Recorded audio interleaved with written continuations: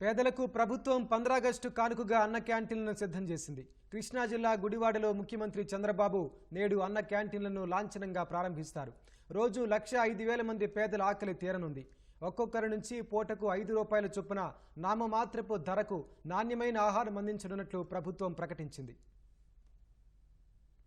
3 పూటల పేదల ఆకలి తీర్చే లక్ష్యంతో ఏర్పాటు చేసిన అన్న క్యాంటీన్లను ముఖ్యమంత్రి చంద్రబాబు నేడు లాంఛనంగా ప్రారంభించనున్నారు. కృష్ణా జిల్లా గుడివాడలో మొదటి అన్న క్యాంటీన్ను ప్రారంభిస్తారు. మిగిలిన 99 క్యాంటీన్లను మంత్రులు, ఎమ్మెల్యేలు, ఎంపీలు ప్రారంభిస్తారు.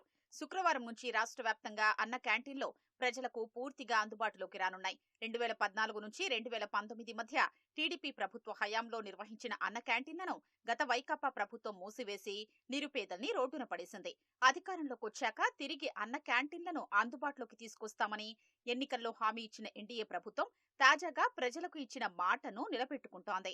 203 అన్న క్యాంటీన్లను ఒకేసారి ప్రారంభించారని మొదట భావించిన భవన నిర్మాణ పనులు పూర్తి కానందున తొలి విడతలో 100 క్యాంటీన్లు ప్రారంభిస్తున్నారు. 2-3 విడతల్లో మిగిలిన క్యాంటీన్లను అందుబాటులోకి తీసుకురానున్నారు.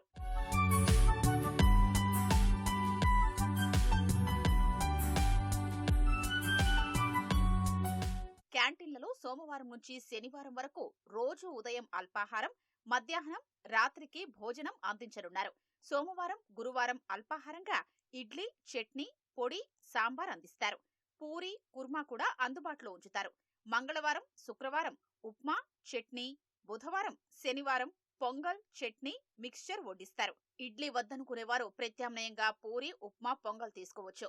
రోజు మధ్యాహ్నం, రాత్రి అన్నంతో పాటు కూర, పప్పు, సాంబార్, పెరుగు, పచ్చడి అందిస్తారు. అల్పాహారంలో 3 ఇడ్లీలు లేదా 3 పూరి ఇస్తారు. ఉప్మా, పొంగల్ 250 గ్రాములు, అన్నం 400 గ్రాములు, పెరుగు 75 గ్రాములు ఉంటుంది. వారానికోసారి ప్రత్యేక ఆహారం అందిస్తారు. క్యాంటీన్లలో తాగునీటి సౌకర్యమూ ఉంటుంది. అల్పాహార వేళల్ని ఉదయం 7:30 నుంచి 10 గంటల వరకు నిర్ణయించారు. మధ్యాహ్న భోజనం వేళల్ని 12:30 నుంచి 3 గంటల వరకు, రాత్రి భోజన సమయాన్ని 7:30 నుంచి 9 గంటల వరకు ఖరారు చేశారు. ఆదివారం క్యాంటీన్లకు సెలవు ప్రకటించారు. అన్న క్యాంటీన్లలో రోజుకు ఒక వ్యక్తికి 3 పూటల ఆహారం అందించడానికి ₹90 ఖర్చవుతోందని మంత్రి నారాయణ తెలిపారు. ₹15 వినియోగదారుడు చెల్లిస్తే ₹75 ప్రభుత్వం భరిస్తుందన్నారు.